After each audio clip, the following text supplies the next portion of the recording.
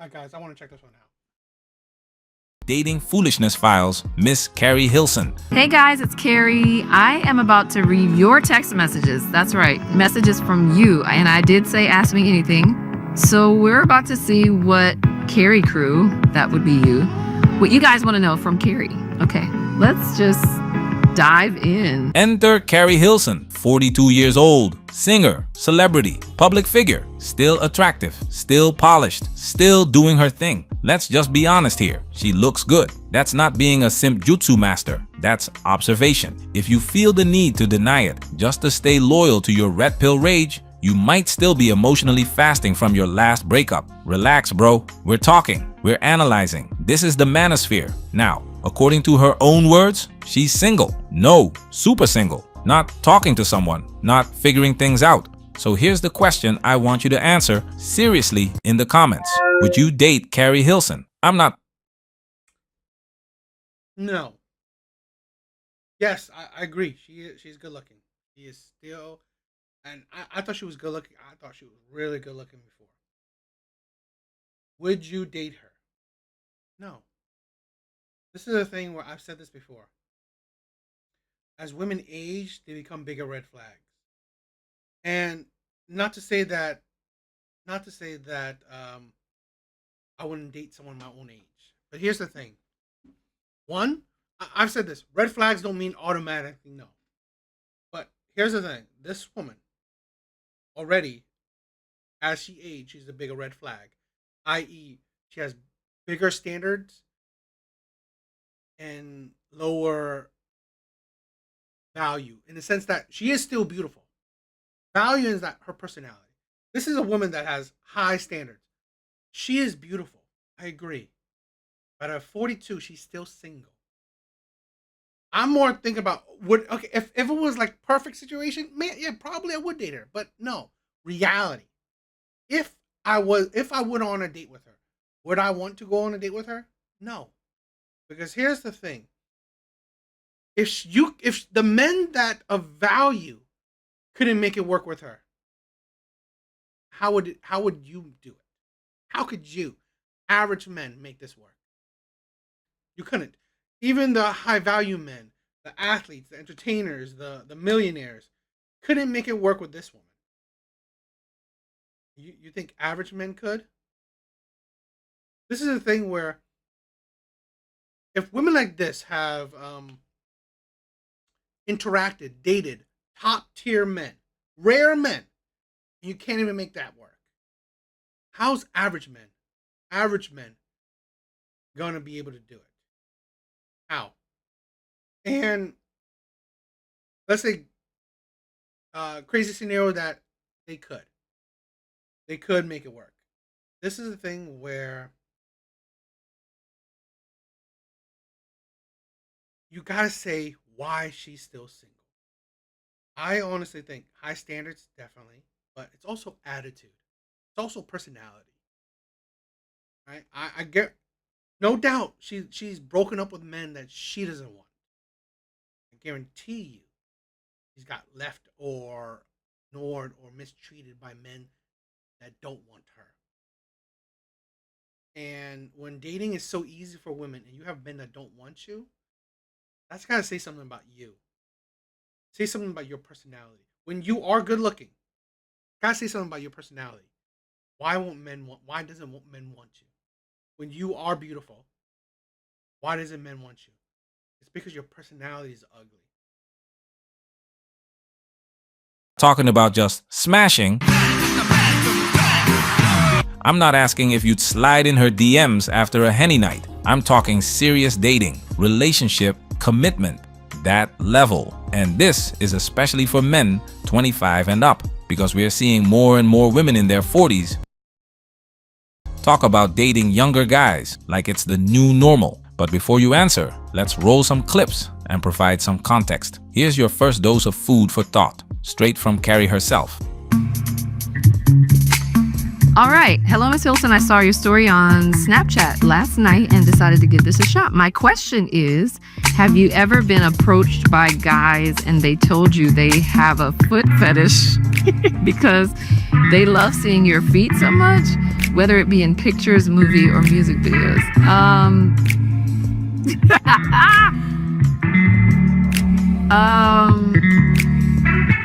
No, I've never been approached by a guy or guys who have just outright said I have a foot fetish. I have been in relationship with someone. I guess, yeah. I mean, he liked feet. We'll just leave it there. Okay. He liked my feet. And he made me, honestly, I play basketball. So I didn't think I grew up with the cutest feet, but he made me love my feet. He made me accept and not hide them. You know what I mean? I was like, okay, all right, come on, Purpose. Come on, you surf. Okay. He didn't feed into your insecurities. He made you feel loved. He's still an ex. Purpose. Yes. You heard that, right? That man served a purpose. He made her feel good about something she used to feel insecure about. Can you make me feel good? Can you make me feel good? That's what she remembers. A vibe, a moment, a function. But here's the thing. At 42, Keri Hilson is not just bringing herself to the table. She's bringing experiences, plural, years and years of them. So the real question becomes, is that a good thing for you? Does the fact I've said this before. Women's life experience is not a good thing. It's not a good thing. In relationships. In relationship is not a good thing. Because I've said this too. Boredom for women is a dangerous emotion. Boredom for women is a dangerous emotion. So, what is a good way to cure boredom is having first moments. Building connections. And if you can build connections with women doing something that she's never done, that's a good way to end boredom, to satiate boredom.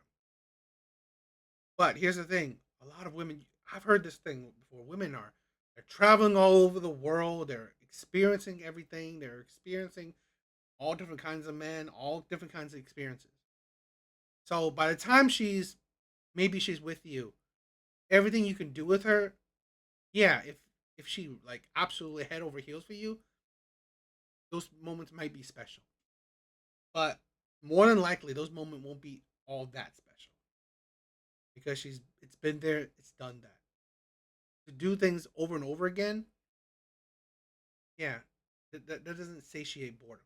Now, like I said, if doing something with a partner, it helps. You know, it might be a little bit different, but honestly, it only helps if the person is head over heels for you. And you hear a lot of women say that the man should be more in love with her. Okay, cool, fine. But then if he's more in love with you, you're not that in love with him. You're doing something that you already done. Like, i.e., let's say go take a trip to Paris. You've already done that. So the experience with him ain't that special because it's special for him because he's more in love with you. Right? He's sharing that moment with you. So it's a great moment. It's a special moment for him because he's sharing a special moment with the person he loves immensely. While you're sharing a moment that you already done with a person that you don't love as much. Doesn't sound like something that would satiate boredom. that she's had a man worship her feet, another one betray her trust, and more we'll never hear about? Does that make her wiser, or does it make your job harder? Let's keep going. More context. Serge Ibaka. Yes. Chad, we did counseling. We were sitting with his pastor, and we did another counselor as well. Like, we did couples, he did individual, I was doing individual. Like, we tried it all. How old so was it he? just was not going to change.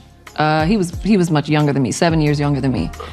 So I think I really would probably attribute everything to his age. Like, if I'm really being honest, like, he was mid-20s. Oh, city boy, for sure. Yeah, and his team was up. For Like, sure. okay, it was, there were happenings, and he deserved to live that Like that goes back to like I want what you want.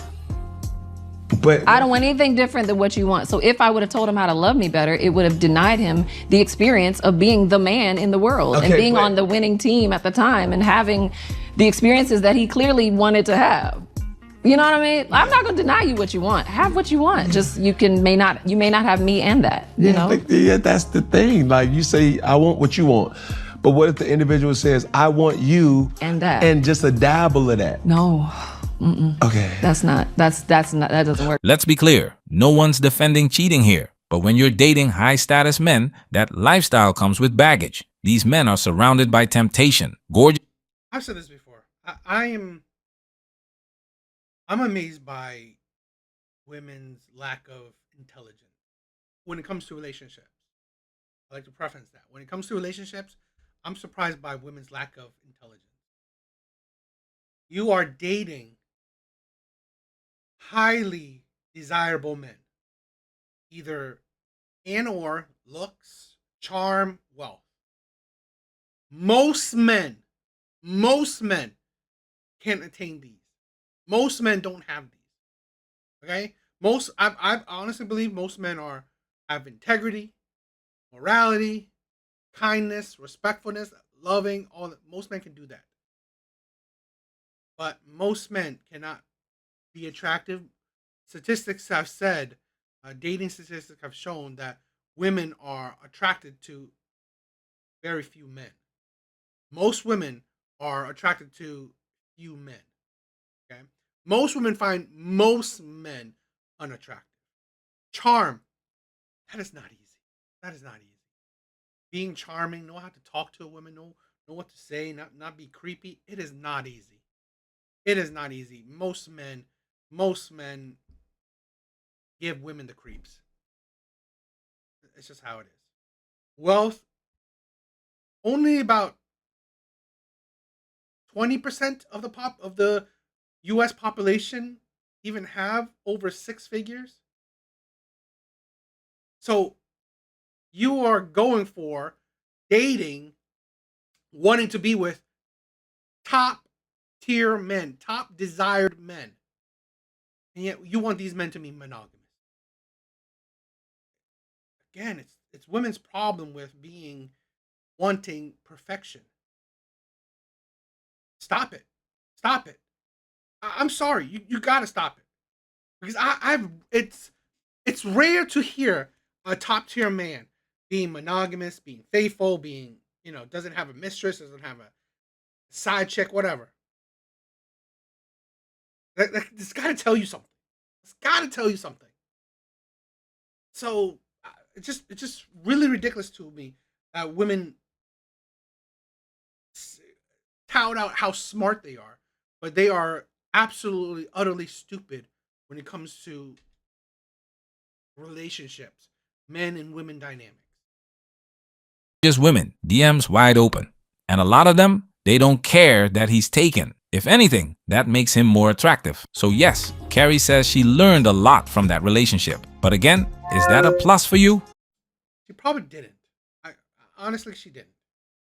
Because women like this still want high value men, still want men with money, and most definitely want a man that she's attracted to, which is okay. But again, you want a man with money, you want a man you're attracted to. But here's the thing: the men you are attracted to, most women will probably find him attractive. The man with money, well, most women want that. So you want a man that most women want. Cool, that's fine. But there are consequences to it. Are you okay dating someone who's gone through that cycle? Heartbreak, counseling, betrayal, and all the emotional mileage that comes with it? Let's keep All the emotional mileage that comes with it. This is why I said as women age, they become bigger red flags.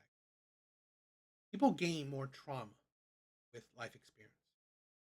They become more jaded, more maybe even aggressive, maybe combative, maybe distrusting, so on and so on.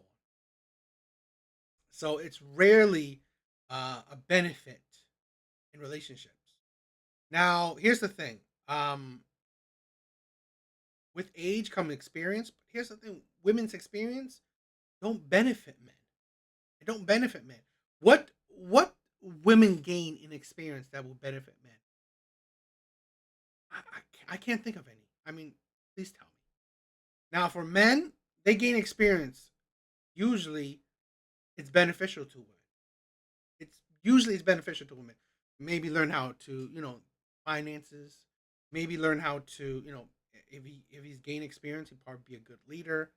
Um, you know, sometimes gain experience to be more emotionally intelligent, more whatever. There's a wide range of things. Okay, for men to gain experience, it's usually more beneficial in relationships than women. Keep going. Another clip, and this one really matters. We'll do a couple more. Are you single, and if so, why? I knew that would probably be a question. Yes, I'm single. I'm what you would call super single, cause like I ain't got no hoes.